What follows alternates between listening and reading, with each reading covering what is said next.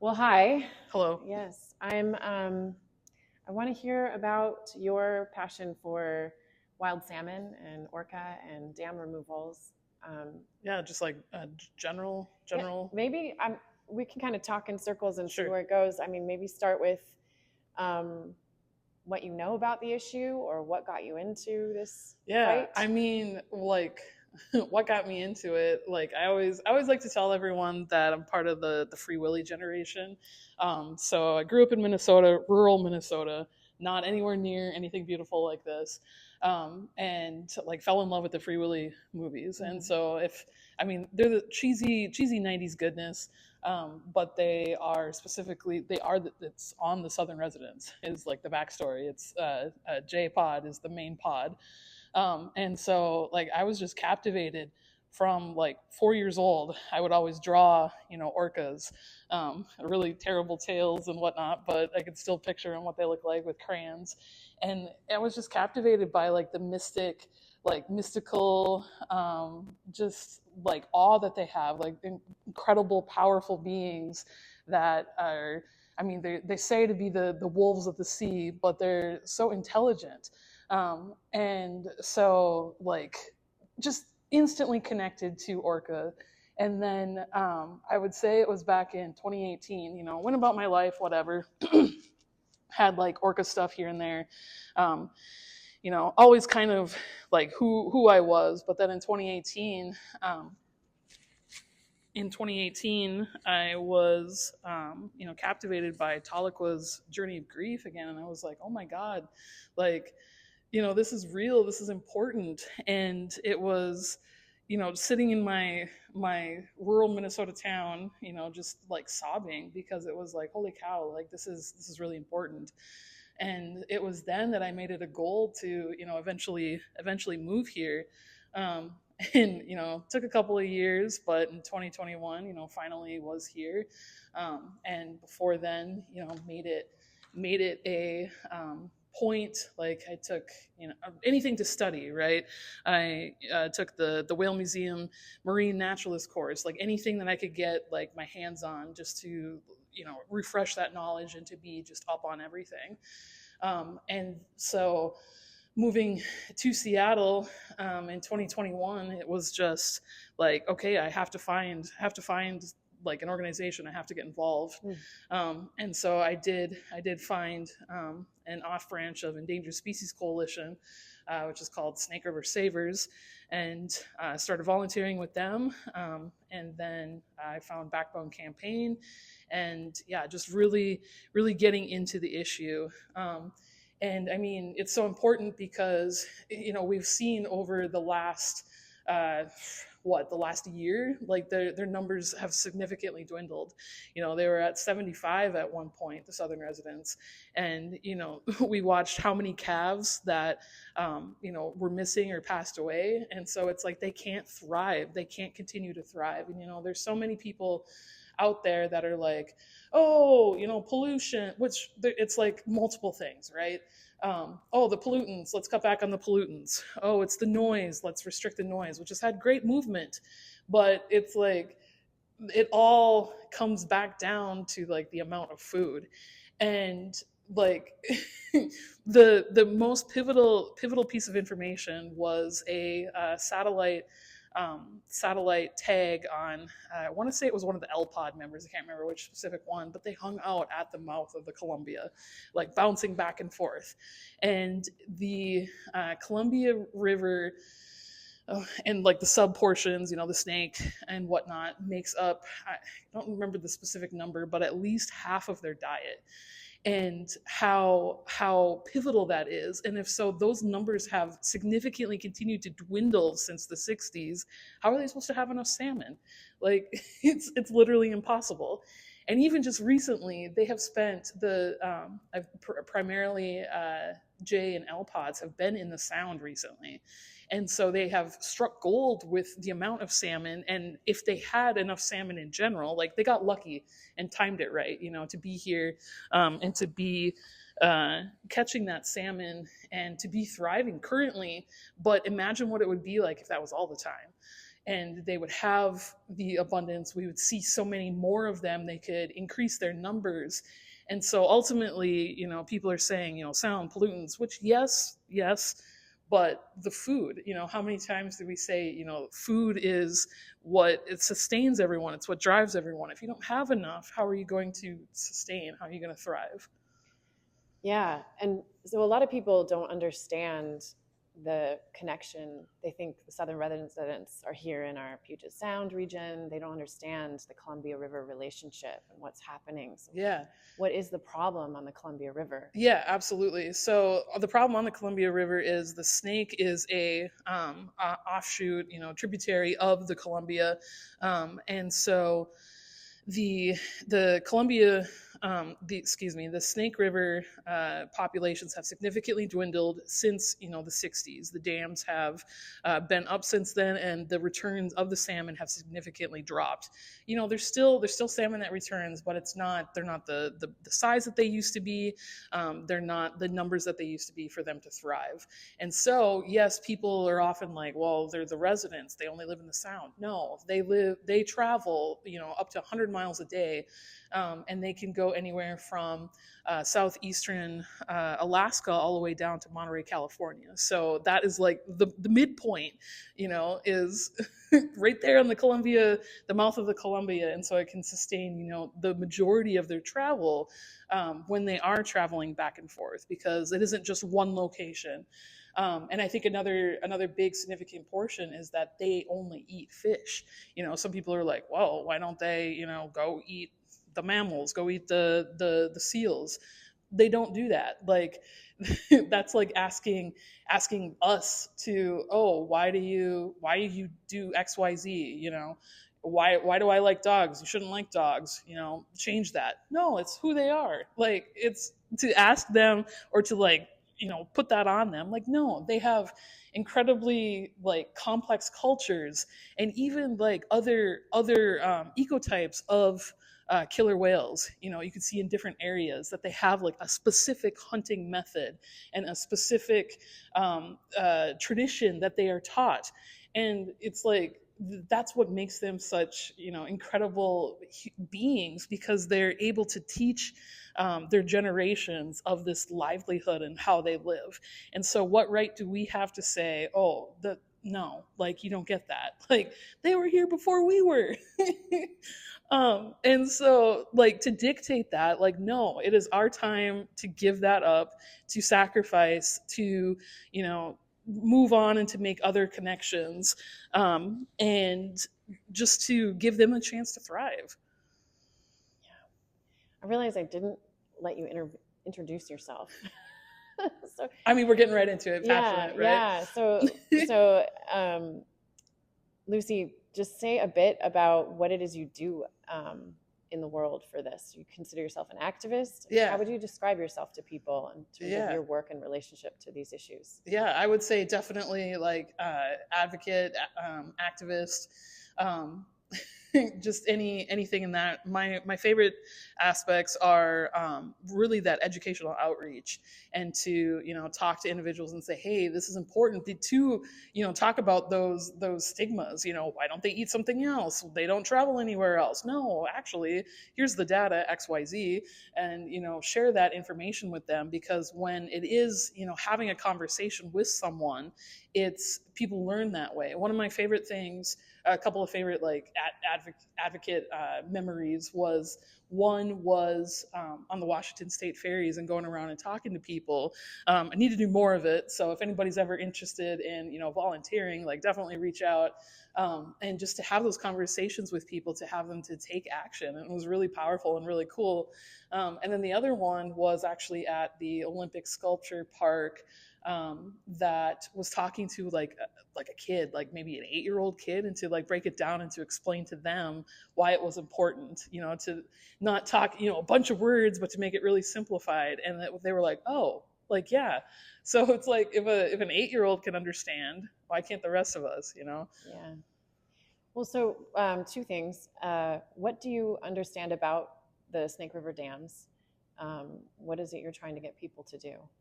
We're trying to get, a couple of different things. Ultimately, we're trying to get the dams to be removed because the dams prevent the successful return of the salmon, and so they the dams are in place. And so yes, there have been technology, like fish ladders that have been in place to help the salmon to get back. And even the lovely, I say that very, however, the very lovely solution of let's put salmon on trucks, like that's natural. But anyways, there's 4 specific dams on the Snake River that are being targeted to be removed because they are out of date. They're old. They are need significant amount of upgrades. Like I said, there's been technology that has been put in place to help salmon to get over them. However, it's not successful. And the biggest thing too is that people believe that these dams are green. They're not. They cause the river to be stagnant and to therefore have release methane, and then to also increase the temperature of the water. And so there are constant, reports that are like brought out, especially in the summer. Obviously, it's cooler right now. That talk about how the temperature of the Snake River has increased, and it makes it unsurvivable for the salmon. So it's ultimately that's why the dams need to go, and the services that the dam currently have are replaceable. The irrigation, the electricity, and the barging. A lot of the barging has already transitioned to trucks, to rail. There's a huge, check out Solutionary Rail. There's a huge push to establish the tracks that are already there and to bring it back to a sustainable portion of transportation. And then the other part of the electricity is we only get, again, numbers, we only get about maybe 4% of electricity from the dams. And that's like there's so many other things. Like we don't need it. It's the costs outweigh the gains. It's costing so many things, and we're not getting what we need anymore from them. So it's time to change, time to sacrifice. And so it's really educating people of the importance of that. These need to go, these need to change, to let representatives know, and to ultimately gain support for the removal of those dams. So I'm sure you've thought about this and have talked about it in Backbone. If you could gain access to those constituents that listen to the Republican representatives on the east side of the state that are fed information about how these dams are good, when there's so much reporting about how it's time to take them down, including agreement from our governor and our state senator, our senator, and President Biden, what would you say, or what has been talked about to try to convince more voters to understand the need? I mean, these farmers, these industrial workers connected to the barging of the dams. Yeah, that's such an interesting thing, and I would say, one of the biggest, hurdles, I guess.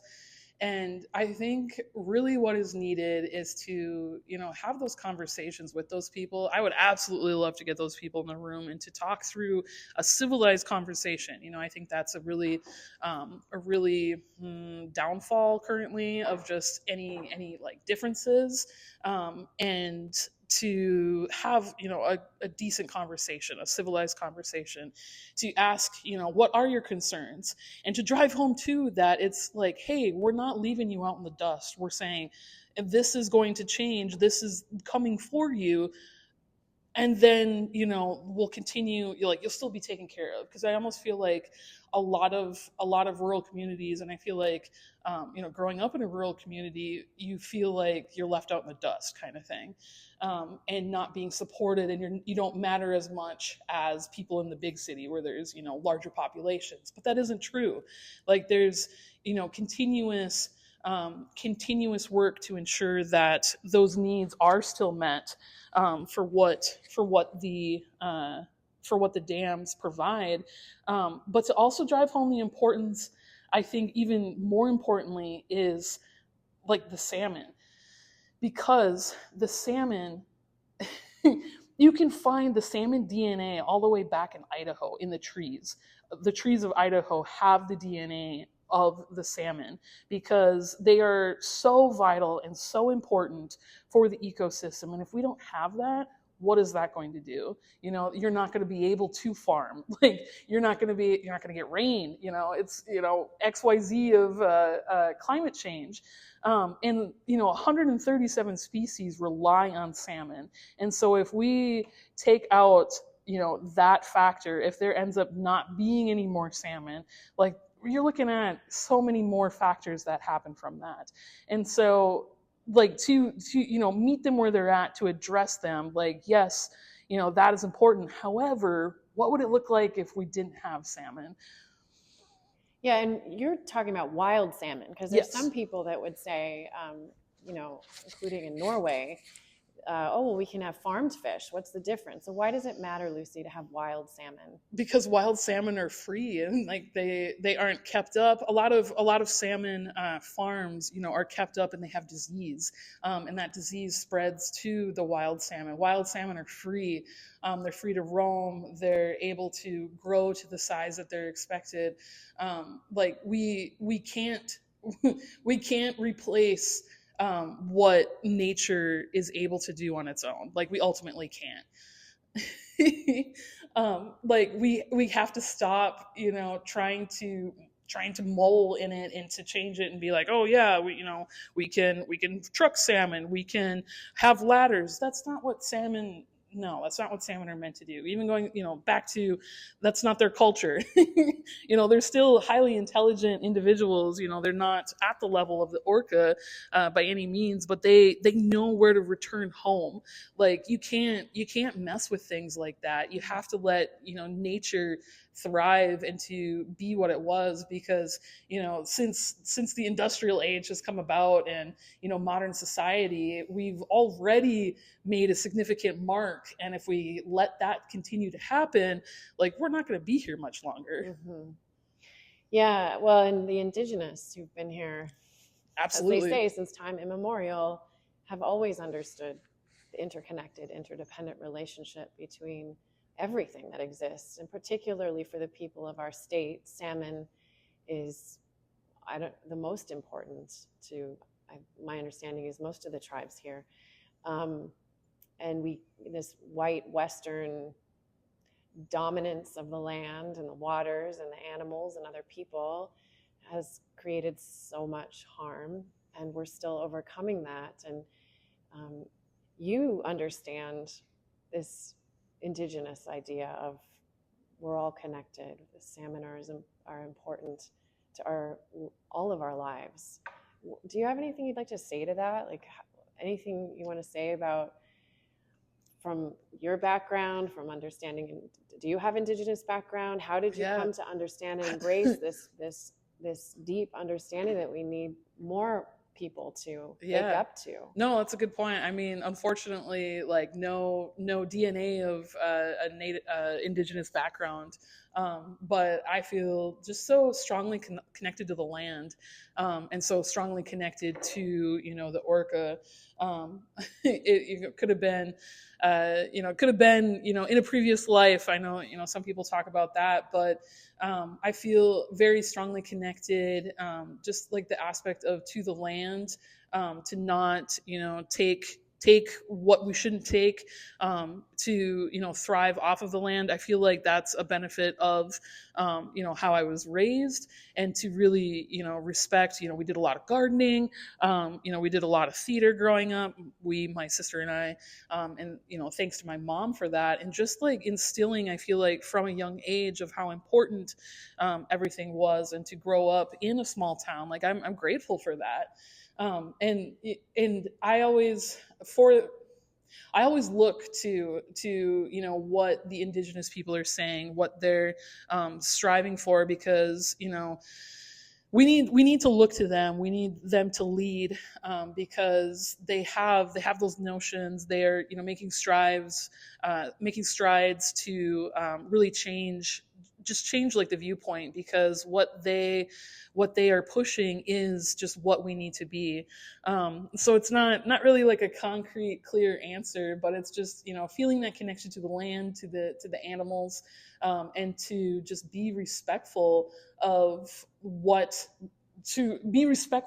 the other species, to know that we need those species. We can learn from those species, that we don't know best. It's to work in tandem. And just like, definitely my upbringing, I always felt like my mom was really good about introducing us to like different culture, and just really like just feeling into different things, and to be respectful. Mm-hmm. Yeah. Yeah. I have another question, but I'm going to save it till the end. I have these 4 questions that are more general. So just take a deep breath and see if anything comes forward. How would you answer, how does water shape us in our state Man, or our city? how does water shape us? I mean, water is life. Like, I full on believe that. And like, Washington State is just so powerful with the aspect of the water. We've got water, well, especially Western Washington, but we've got water everywhere. Rivers flowing through, and it just shapes. Like, water is powerful. You think of a river, of how it does shape. It shapes the land when it's flowing, and it finds new ways to flow. So it's not a clear, concrete answer, but it's a part of us. We are water, and we can't survive if we don't have water, among other things. And so the fact that we are water, and we see water every day, it's a very, very powerful and continuous, understanding and meaning of what we need to do, what we need to achieve. And like, just the ecosystem here in Washington, I feel like, is like no other. Whether it's seeing whales from the land, or low tide viewing, it's just an integral part of who we are. How have climate change and local water issues become more urgent for humans and endangered salmon, steelhead, and orca? You've touched on some of this, but is there anything more you'd like to say? How has it become more urgent? And partly this is because I'm 7 years later in this project. Yeah, I mean, just the continuous aspect. I think of like the hot water. Again, like, it's only getting hotter, and that isn't an environment for salmon to thrive in, and ultimately it's not going to be an environment that we can thrive in. So it's it's time to stop messing around, and to know of how important everything is, that we're running out of time. And if we don't make the changes necessary, like, we're not going to have things left. It's going to look vastly different.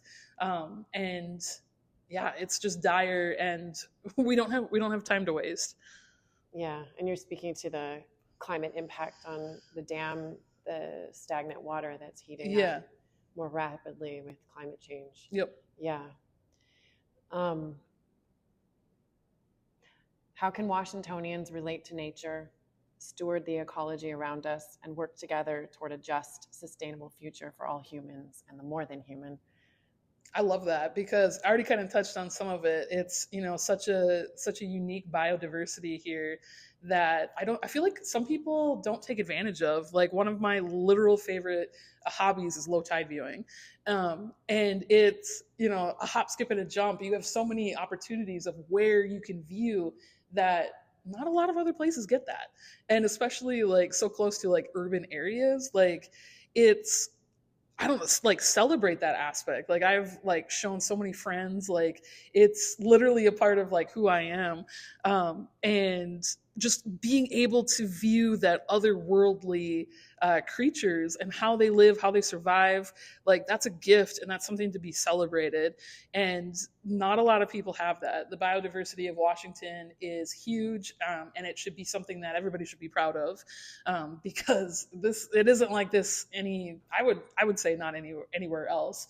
Oregon's pretty close on Cannon Beach there, but the fact that we've got it here on an urban area is pretty powerful, and just the education, the continuous outreach that we can permit from that, and even with low tide viewing, we're sitting up here in the 25th floor lounge. I've actually watched orcas out from the windows here, and you can't do that in a lot of other places either. Like, it's the ecosystem of Washington should be celebrated just as much as the sport teams, the tourism, the anything else. Like, it's top tier.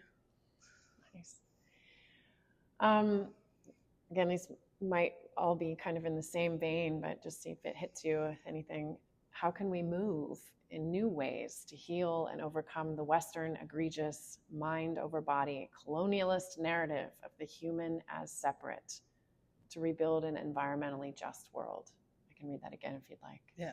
How can we move in new ways to heal and overcome the Western egregious mind over body colonialist narrative of the human as separate, to rebuild an environmentally just world? What does that mean for you? Maybe it's a personal answer. Yeah, no, that's really big. And I think a lot of it is, like, there's so much anger and divisiveness in the world right now, and it's not going to get us anywhere.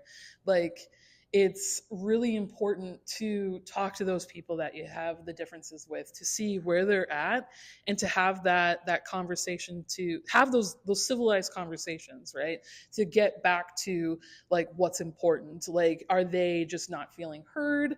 And to, it's to find that common ground. And I feel like coming together and having a sense of unity would change a lot of things. And it's really, taking that chance to connect back to the earth, to the water, just to the land, to be, to know that we only get one earth. You see so many things. There's no planet B. We have to come together if we want to make change, and it's our current state. It's not going to, and so it's really important to have that sense of unity, that sense of community, and to be able to take care of the one home that we have, the species that we already have, the water that we have, the land that we have, because we won't get a second chance. Yeah. And if you want to share anything more about what you do, what you're planning to do, what your hope is in bringing people together to try to overcome that divisiveness. It's funny you talk about unity. Water is unity. Well, yeah. Everything it's everywhere. To ocean. Definitely, like, little events like we have an upcoming letter to the editor, that can hit a certain group of people, and to have an event for that, and to get other people to write letters to the editor that can have a calm way to let somebody find that information. But I think even more from that is continuous outreach events, to have those conversations with people, and to ensure that everyone has a voice. I think that's like a really important aspect of activism, is to feel empowered and to have a voice, but to have a sense of common ground, and to find what can be done. I know, like, there's a lot of things in the works, a lot of things probably not even thought of yet, but definitely just make the world a better place, than what it currently is. Yeah. And what is letters to the editor? I didn't quite understand that. Oh, yeah. So we have an upcoming letter to the editor writing workshop. And upcoming is with Backbone? With Snake River Savers. River Savers. The 22nd. And so people can sign up. They can learn from, we've got a couple good writers on the team that, how you craft a letter to the editor, how you can get it published, and just what specific issues to kind of target, to bring up. and then different newspapers, different regions to get it published in. To get more information out there. Yeah, exactly. In the different medium. Yeah, to try to override the especially over on the east side of the state, the false information. Exactly. My understanding is, in terms of the Snake River dams and the call for their removal, needing more public support, there's been a lot of misinformation fed to the people, which is really sad. And we're seeing that play itself out even on a larger scale in all of our government and politics today. Any last words, anything from the heart about the wild salmon and the orca and your work, your call to other people to join you? Yeah, I mean, definitely, like, I mean, so much of this from the passion, from the heart. But if anybody does feel called, like, I definitely encourage people, because it's, the more people there are talking about it, the more we have that sense of unity, have the people to kind of educate, to get everybody in a sense of knowing the bigger difference that can be made, and just the sense of awareness too. Because it is important. You might get caught up in something else, day to day. You might get caught up in something that you can just veg out on, watch some movies, sit on TikTok. But just a little bit of action from anybody who feels called to can make a huge difference. Yeah, there's no time to waste, right? And a little bit of action. And some of those actions, I know I've joined you in. You want to state some of the things that you'd love to see people do more of? Specifically to help wake each other up about how we're going to lose our wild salmon. They're on the extinction list, and so are the steelhead. And we may lose what I've heard people describe as the soul of our waters, the Southern Resident Orca. And there's so much information about how these dams, the Snake River dams, could make a huge difference, and they have been they've been cited to be removed for good reasons. So what would you like to see people do? Yeah, we got a lot of action items. So Backbone and Snake River Savers do a lot of work together and in tandem. There's projection events. Projection's really cool. Going around, especially in the wintertime, going around in groups and projecting specific messages. Protect like the wild. Literally a light projector. Light projector. I want people to understand that. Yeah. Protect wild salmon, protect our orca, you name it, like, you can project it. And to have, that's a way for your voice to be heard, in a sense. I mean, it's not speaking, but it is, an image, it's imagery out there that is empowering. And then, we've got bannering, we've got letter to the editor parties. There's chance for people to, have meetings with your representatives. I've done that before, meetings with, senator's staff or House of Representatives staff, to let your voice be heard, to know that it's important, just to name a few. And, if there's any, like, summer is great for education and outreach. Like, we do a lot of tabling, just to get the word out. So, if anybody's interested, definitely reach out to those organizations. Like, we'll get you connected. Backbone, and Snake River. Backbone Campaign and Snake River Savers. Snake River Savers. Great. Any final words, Lucy? I don't think so. All right. Thanks so much for working on this issue. This is such an important subject for our region, not just our state, but for the Northwest region. And we can't lose those creatures. No. Yeah, because if they go, we go. Absolutely.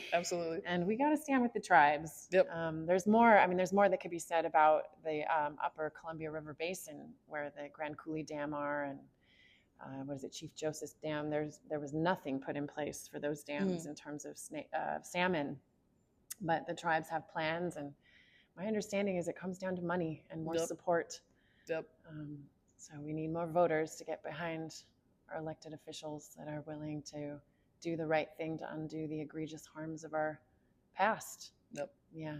Thanks. No, thank you.